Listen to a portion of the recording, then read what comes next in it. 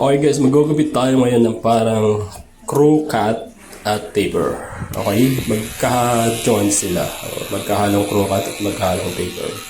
So ngayon, ginagamitan natin ng blade guide number 3, paikot, sa bandang itaas. Okay? So yung gagawin natin dito, bali sa gilid lang yung gugupitan natin. Yung sa taas, na-clip lang siya, kaya hindi natin siya gagawin. Kasi ipo-push back natin yung style niyan pagkatapos ng gupitan. Okay? Push back or pompador, isa lang yan. Okay?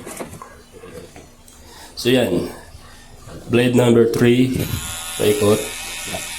Yung gagamitin nga pala natin dito is standard clipper lang, iisang clipper lang. Hindi tayo gagamit ng mga detailer or ano man yan para mapudpud yung nasa baba. So, yun. Ngayon naman gumagamit tayo ng blade number 2. Ayan. Bali, titirahin natin dito banda sa gitna. Huwag nyo isasagad sa taas kasi yung guide sa taas number 3 na yun. So, yun. Kailangan na kayo slightly blend na siya or naka-fade. Okay? So, yes. This is blade number 2, paikot.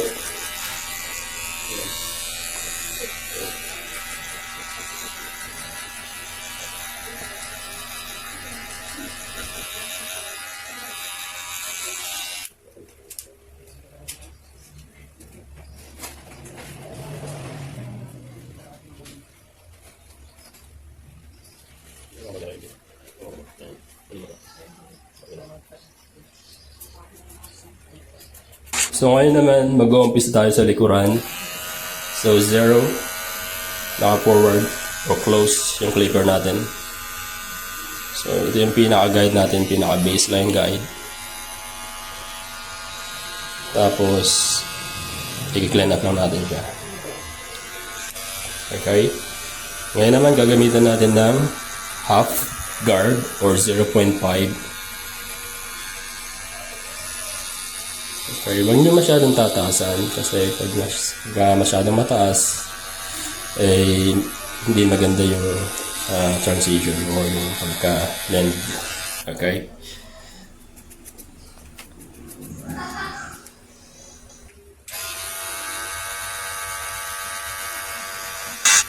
Ngayon naman, tinatanggal lang natin yung line sa gitna. Walang guide. So, yun. Gaya yung nakikita nyo, unti-unti siyang nawawala, unti-unti nagpipade yung line.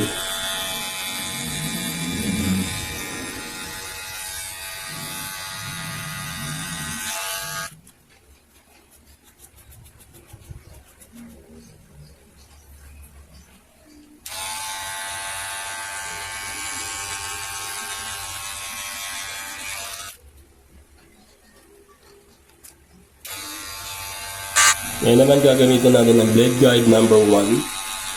So itataas natin ng another inch or half inch. Okay.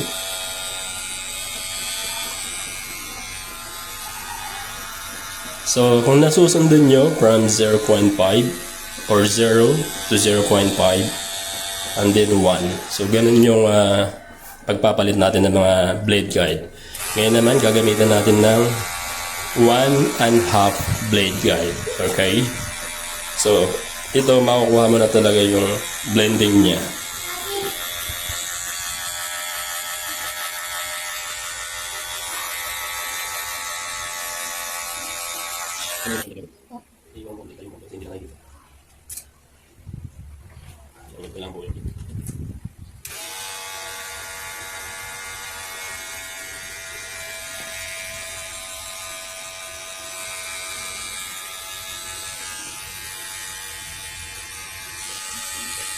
Number 1 pa rin yung ginagamit natin.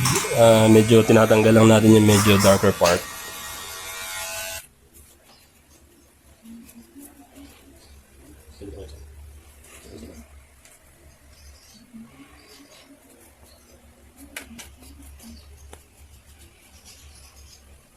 Ngayon naman sa sidebar, gagamitan natin ng clipper 0 close.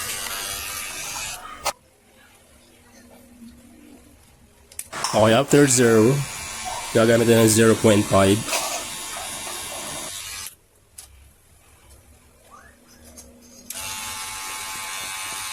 Number 1 yung ginagamit natin ngayon. Okay.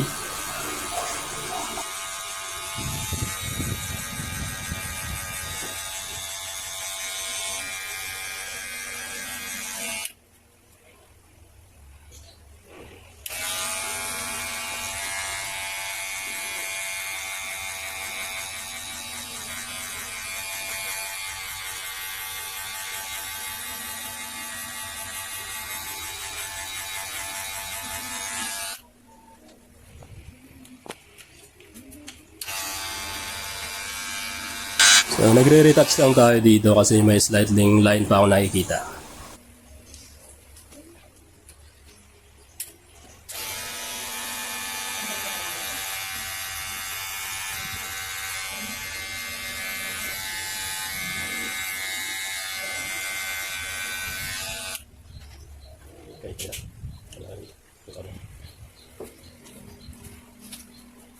So again, yung ginawa natin sa kabila, gagawin lang din natin dito sa kabilang side.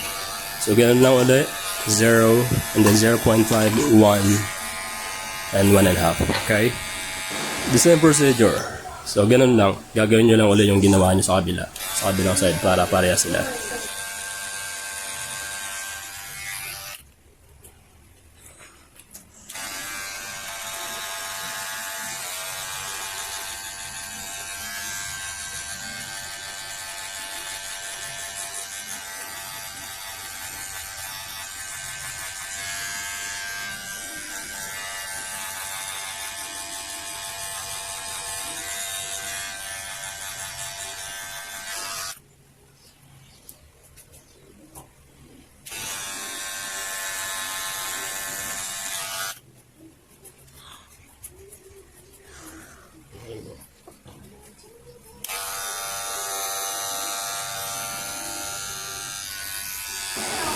So gaya ng sinabi ko, wala akong tail liner or pang clean up sa gilid.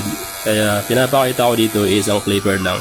Kaya kung wala kayo ganong gamit, huwag kayong mag-alala. Kayang-kaya nyo yung gagamitin, o kaya-kaya nyo gawin yan gamit ang isang clipper lang. Okay?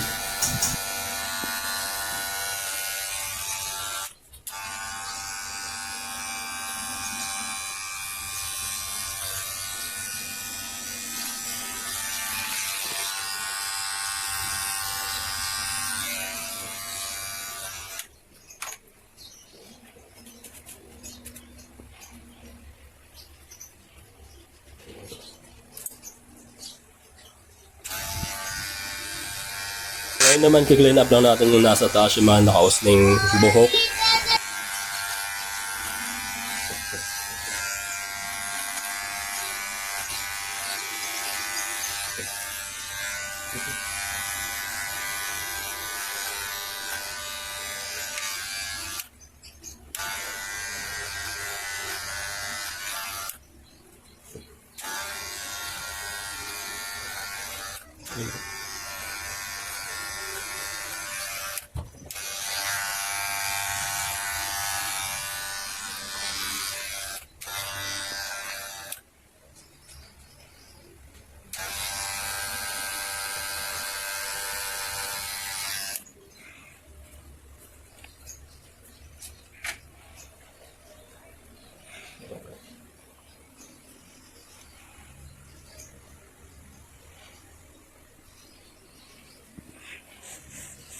Pahitan na natin saglit yung mga gilid para malinis tingnan.